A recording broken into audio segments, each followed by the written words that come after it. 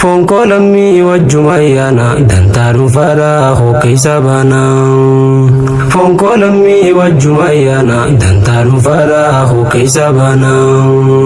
bismillahin jalqaba dubbi alhamdulillah sin farsa rabbi diliti yasna disi zambi walin nabiyasi atime dubbi hubbi tante dubi nannaki soda tante tin kulleisi qalbi rahmatas busi nabirratti imamul anbiya'una fonko lammi wajjumayyana dantaru fara hokai sabana ya boleeyyan koo hundi keeysani kanna dhageeysanii kan rabbiif jecha wajjin jiraannu hundi keeysanii kan fayyaa fi nagayumaan as nu geeysanii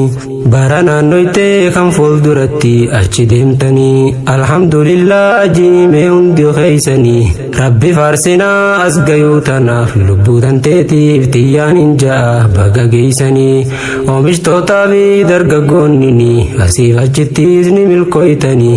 asiif achittis ni milkooytanii guddachuufis karaa barnoota itti jirtanii qooda lammiidhaa hangam takka bahaa jirtanii if gaafadhumee bakka jirtanii foontu foonii walumaaf yaanna fonkoo lammii wajjumaa yaana dantaaluu faadhaa hokai sabana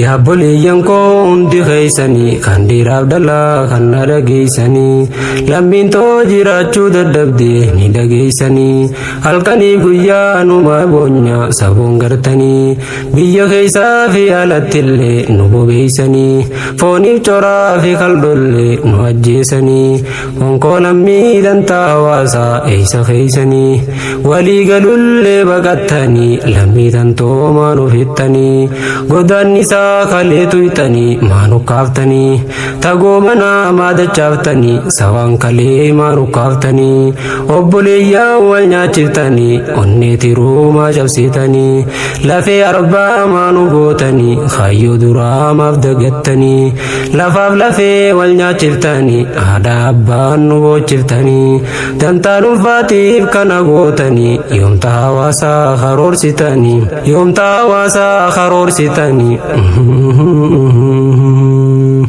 kotamee numa karoorsina dantaa dhuunfaadhaa hokai sabana yaa rabbii koo ati ni garta haqaaf baatil walitti cabe gargar nu baasa lammiif lammiidha wal nyaachise wal afaan kaayee duubaa ifi itti dhiichisa lagaaf gaaraa keeysa deemanii ahwayii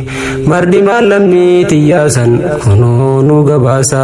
haadha ilmaan achi qabdu tanaa yaachisee yaadaan dhamaasa